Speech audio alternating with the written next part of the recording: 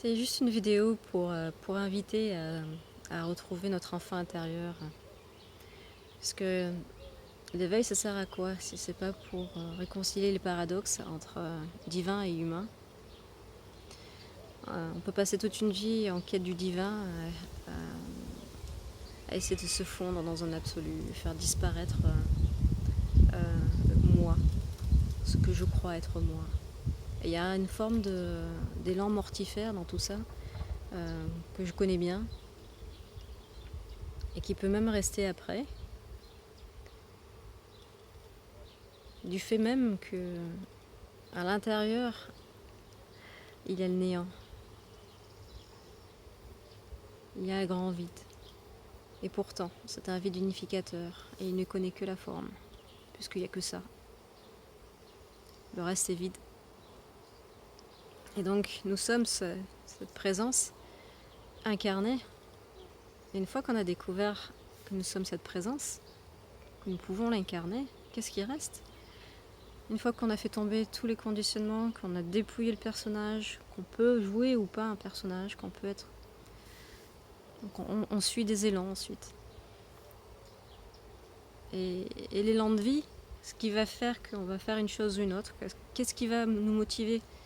Puisqu'à un moment donné, il y aura forcément une chute ou une disparition de notre volonté personnelle, de ce qui était en fait ce que l'ego nous poussait à faire, mais qui n'était pas notre élan du cœur, qui n'était pas justement ce que l'enfant porte en lui, de spontané, de beau, de naturel, qui va passer d'ailleurs assez rapidement.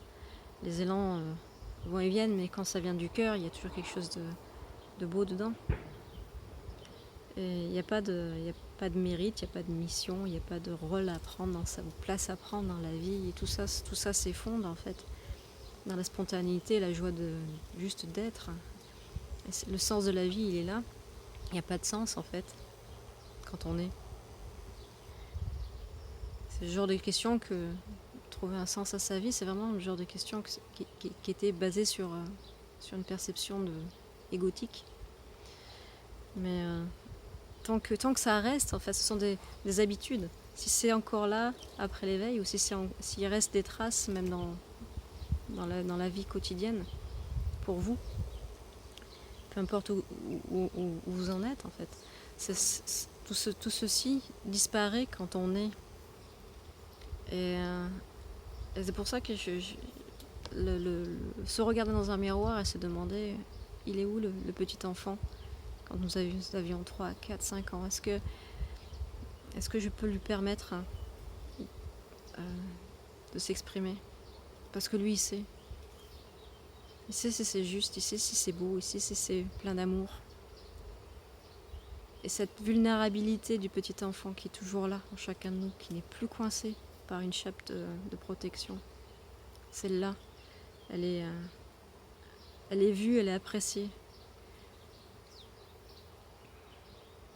Juste s'apprécier, apprécier qui l'on est, plutôt que s'aimer, apprécier tout ce que l'on est.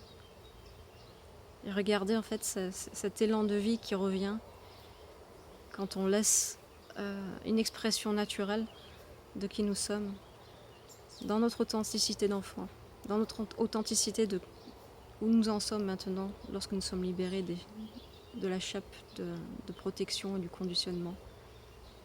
Qu'est-ce qui reste? Il reste